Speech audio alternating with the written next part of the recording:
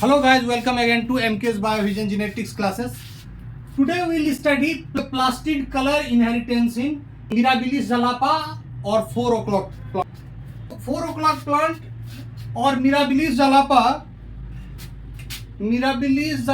is a garden plant. ये है कि ये garden plant है, ornamental plant है. Cytoplasmic gene in plants are found in plastid and mitochondria both. In case of animals, the cytoplasmic inheritance occurs only through the mitochondrial gene, whereas in plant, cytoplasmic genes are found on both plastid as well as mitochondria, having its own DNA, and they are semi-autonomous in nature. They can replicate on its own.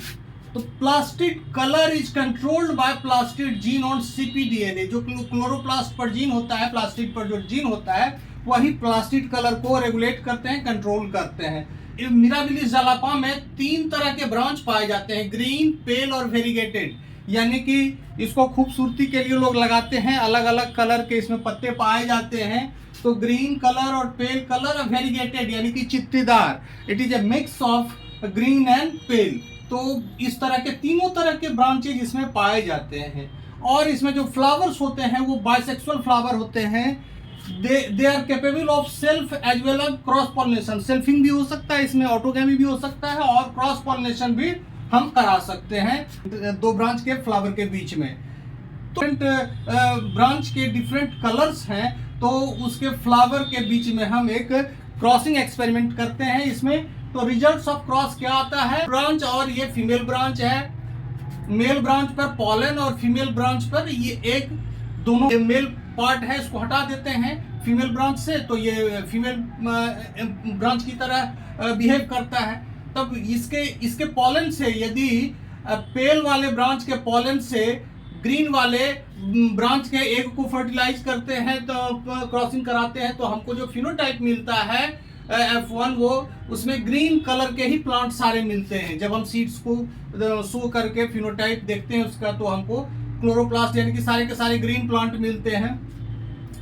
यदि green वाले branch के pollen से पेल वाले branch के egg को fertilise कराते हैं, तो हमको सारे के सारे पेल मिलते हैं जो फिनोटाइप होते हैं प्लांट के. यानी कि वो उसमें लिकोप्लास्ट यानी कलरलेस प्लास्टिड उसमें पाया जाता है. वेरीगेटेड वाले ब्रांच में को यदि हम ग्रीन से क्रॉस कराते हैं, वेरीगेटेड वाले ब्रांच के पॉलन से यदि हम ग्रीन वाले ब्रांच के एग क्रॉसिंग कराते हैं, तो हमें केवल ग्रीन प्लांट. लेकिन यदि ग्रीन वाले ब्रांच के पॉलन से यदि वेरीगेटेड वाले ब्रांच के एग को फर्टिलाइज कराते हैं, तो हमको 3 तरह के प्लांट मिलते हैं, ग्रीन, पेल और वेरीगेटेड. तो ये तीनों जो रिजल्ट है, ये साइटोप्लाज्मिक इनहेरिटेंस को शो करता है. क्योंकि साइटोप्लाज्म में जो प्लास्टिड का कलर है वही F1 में भी आ रहा है. लेकिन how can you explain this result, the fourth crossing? जब हम ग्रीन वाले ब्रांच के पॉलन से वेरीगेटेड वाले ब्रांच के एग को क्रॉस कराते हैं, तो 3 तरह के रिजल्ट मिलते हैं. ये कैसे संभव है? जब भी हम नोट्स बनाएंगे तो हमको ये 4th वाले रिजल्ट के बारे में थोड़ा सा लिखना पड़ेगा, यानी कि ये कैसे संभव है. Plastic colour of female branch decides the phenotype. However, the cross between green male and variegated female gives 3 phenotype. 3 तरह के फिनोटाइप दे रहे हैं, ग्रीन, पेल और वेरीगेटेड. ये कैसे संभव है? यहाँ हम देखते हैं ये जो है एग मदर सेल है. ये एग मदर सेल है, इसमें मियोसिस होगा. 4 बनते हैं, एक्चुअली 4 एग बनते हैं. 4 में से एक ही एग मेगास्पोर रहता है, बाकी 3 जो है खत्म हो जाते हैं. तो ये तीनों मेगास्पोर के बनने की जो पॉसिबिलिटी है, 3 तरह के मेगास्पोर बन सकते हैं.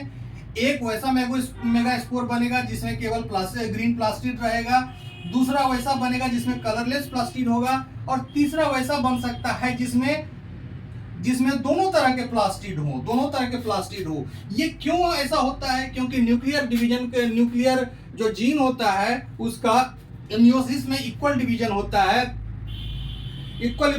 होता है, जबकि साइटोप्लाज्मिक जीन का मियोसिस या माइटोसिस के दौरान कभी भी इक्वल डिवीजन नहीं होता है. तो अनइक्वल डिवीजन के कारण जो जो तीन पॉसिबिलिटीज हैं एग के बन गए, तीन पॉसिबिलिटी एग के बन गए।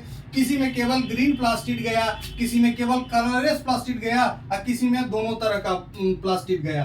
Unequal division of plastid during cytokinesis, यानी कि जब साइटोप्लाज्म का बंटवारा होने लगा तो उसमें ये नहीं देखा गया कि सभी में इक्वल अमाउंट में ग्रीन और कलरलेस प्लास्टिड जाना चाहिए। तो ये तीन पॉसिबिलिटी हो गए एग के। इसी कारण से चूंकि ये वेरीगेटेड प्लांट का जो है उसमें दोनों तरह का प्लास्टिड है, ये वेरीगेटेड प्लांट का है, वेरीगेटेड प्लांट से बना है। इसमें वेरीगेटेड प्लांट से तीन तरह के एग बन रहे हैं। ये जब किसी भी पेल या ग्रीन प्लांट से हम इसको क्रॉस कराएंगे तो पॉलन के अंदर कोई प्लास्टिड नहीं होता है, पॉलन के अंदर कोई प्लास्टिड नहीं होता है, तो ये तो अपना कोई कलर लेके नहीं आएगा, केवल एग का कलर ही नेक्स्ट जनरेशन में जाएगा। तो तीन पॉसिबिलिटी, इस तरह से तीन पॉसिबिलिटी हो गए जो ग्रीन, पेल और variegated. It is due to the unequal distribution of plastid at the time of cytokinesis, और एग के प्लास्टिड के हिसाब से हुआ है और इसमें पॉलन के प्लास्टिड का कोई रोल नहीं है। इसीलिए यहाँ पॉलन मदर से इसमें ये कलरलेस हो या पेल हो, रिजल्ट पर कोई फर्क नहीं पड़ेगा। और भी केसेस हैं जिसमें साइटोप्लाज्मिक इनहेरिटेंस प्लास्टिड जीन के थ्रू होता है। For example iojap inheritance in corn and streptomycin resistance in Chlamydomonas. तो ये भी एग्जाम्पल है जिसमें प्लास्टिड जीन के इनहेरिटेंस के कारण ये ट्रेट इसमें रेगुलेटेड होते हैं, और खास करके हायर प्लांट में। Thank you for today, keep watching, bye bye.